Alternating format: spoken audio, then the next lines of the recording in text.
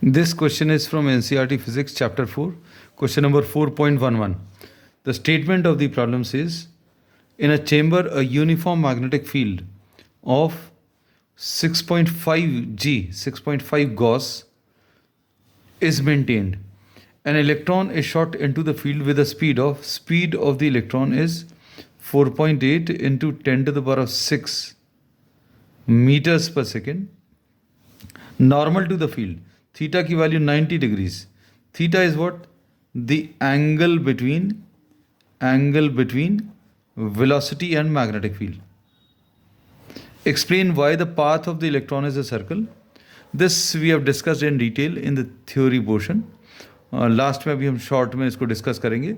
Determine the radius of the circular orbit. The charge of the electron is 1.5. This is 1.5 into 10 to the power of minus 19. 1.6 into 10 to the power of minus 19 use होता है mostly, but here in this it is given 1.5 into 10 to the power of minus 19. In many old editions of NCERT this is given 1.6, लेकिन latest में ये 1.5 दिया हुआ है ना. And mass of the electron is 9.1 into 10 to the power of minus 31 kg. अब force acting on the electron due to the magnetic field, force acting on the electron due to the magnetic field, ये कितना आ जाएगा? QVB sin theta. तो force will be equal to QVB sin 90, and this will be providing the necessary centripetal force mv square by r. अब इसमें ये v और ये v cancel होगा, तो formula this can be use directly. आप ये इसको याद रखकर डायरेक्टली भी यूज कर सकते हैं. And since the charge involve is electrons, this is mass of electron into velocity upon E into B, ये यूज करेंगे.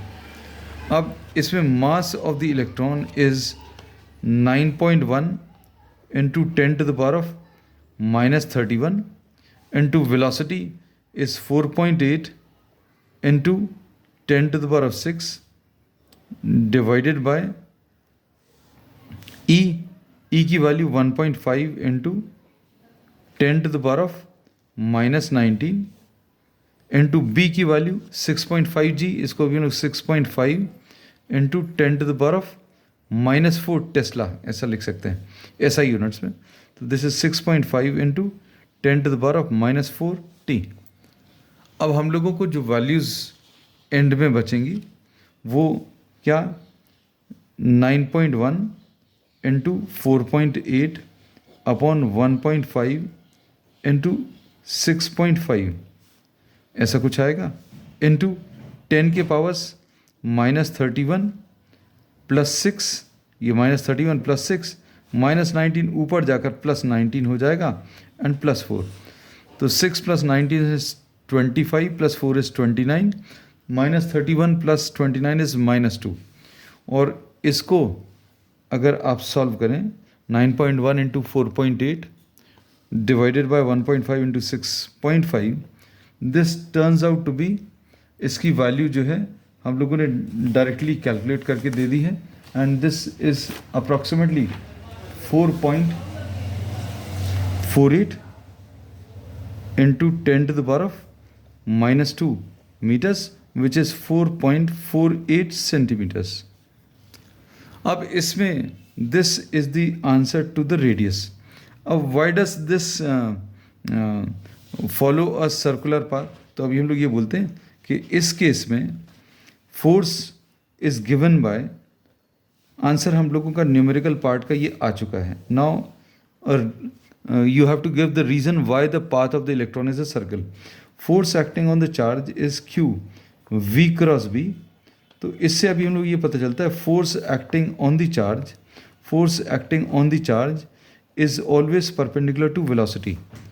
फोर्स परपेंडिकुलर टू वेलोसिटी अगर है, अगर ये कोई चार्ज ऐसे मूव कर रहा है और आपने इसके परपेंडिकुलर डायरेक्शन में ये फोर्स अगर लगा दिया, force is always perpendicular to velocity.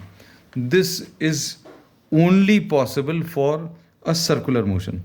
Circular motion में ही ये पॉसिबल है when force is perpendicular to the velocity.